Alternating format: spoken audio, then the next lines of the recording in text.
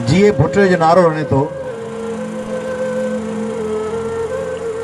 उन ॿार खे ख़बर आहे त इन नारे जे पोयां तुंहिंजो पीउ बर्बाद थी वियो, तुंहिंजो ॾाॾो बर्बाद थी वियो, तुंहिंजी माउ खे कारी साई थी पई, तुंहिंजी भेण खून थी वई, तुंहिंजे ॻोठ जी छुतियूं वहंदियूं रहियूं जीए भुटे जे नारे जे पोयां, तुंहिंजूं ज़मीनूं बर्बाद ऐं वीरान थी वयूं, तुंहिंजे फसलनि जा अघ किरी पिया,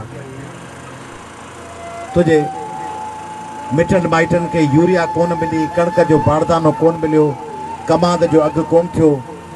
जीए भुटे जे नारे तुंहिंजे स्कूल मां उस्ताद गुम करे छॾिया। जीए भुटे जे नारे में तुंहिंजे अस्पताल मां दवाऊं चोरी थी वियूं। जीए भुटे जे नारे में तुंहिंजे रोड जा पैसा खाजी विया। जीए भुटे जे नारे में चर्स, आफ़ीम, आइस, गुटका, ठरा तुंहिंजे ॻोठनि में आम थी विया। जीए भुटे जे नारे में तुंहिंजो रोज़गार पीउ जो खसिजी वियो।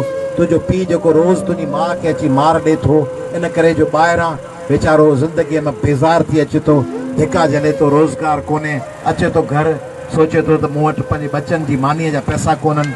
पोइ उन कावड़ में, उन ॾुख में कॾहिं ॿारनि खे मारे थो, कॾहिं ज़ाल सां विढ़े थो। उन ॿार खे ख़बर आहे त आउं जेको जीए भुटो जो 4 सालनि जी उमिरि में नारो पियो हणां, जॾहिं वॾो थींदुसि त आउं बेरोज़गार हूंदुसि पंहिंजे पीउ वांगुरु। मूं वटि पेट भरण लाइ मानी कान हूंदी, मूं वटि खाइण लाइ कुझु कोन हूंदो। उन ॿार खे इहा ख़बर आहे त हिन जीए भुटे जे नारे में हुनजे घर ते रोज़ धाड़ो थो लॻे।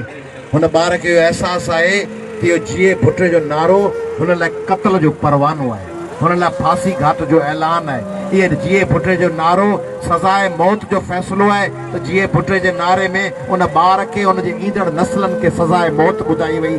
जीए भुटे जो नारो जॾहिं लॻे थो त इहो फ़ैसिलो थो ॾिनो वञे त तुंहिंजो पीउ बि तबाह हो, तुंहिंजो ॾाॾो बि तबाह हो, हाणे तोखे बि तबाह कंदासीं, तोखे बि बर्बाद कंदासीं। उन ॿार अबम मासूम ॿार खे ख़बर ई कान्हे त जीए भुटे जे नारे में तोसां छा पियो थिए।